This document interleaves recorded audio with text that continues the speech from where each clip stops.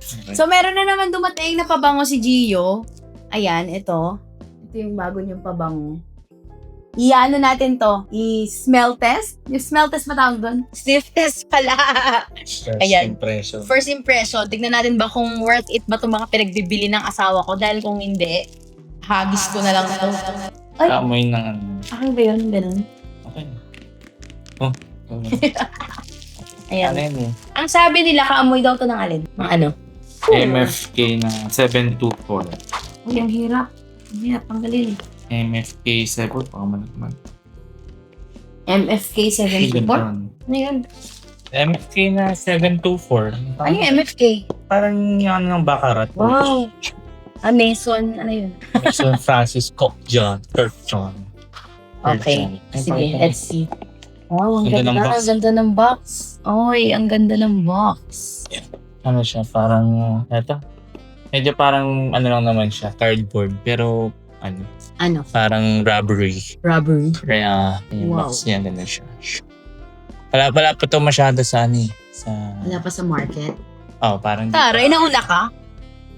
ito, kasi kakarating lang. Inner cargo. Okay. Yan yung, Ayan. ano yun. Yan yung sa box. Wow. Ang ganda. Tingin niya ako. Para siyang, ano, Uy, ano yan? Parang puno. may puno na may... Puno. Hmm. Tapos ano, mukha ng babae, tapos parang puno.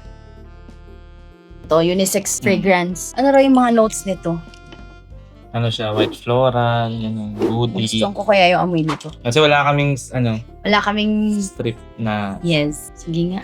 First time, wala kaming idea sa Wala akong idea sa amoy nito. amoy. Layo mo, baka mabasa ng sobra yung ano.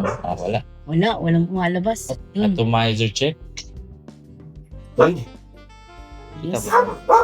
Siguro. Nabalabro ang ingay mo. Uy, in fairness, ang bango. Uy, ang bango. Medyo feminine siya. Oo, ang bango. Pero ang bango, no? Oo, medyo feminine nga. Pero Ano? unisex Made talaga of siya. ba ito na leather?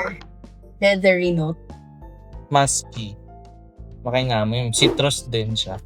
Citrus, oo na. Amoy ko yung citrus. Cardamom. Parang Cheddar naamoy wood. ko yung parang ano. Alam mo yung parang yung leather nga na ano. Saan pa ka sandalwood yun? Tsaka si... Hindi kasi kami po. Hindi kami marama. Pero mabango siya. Bango.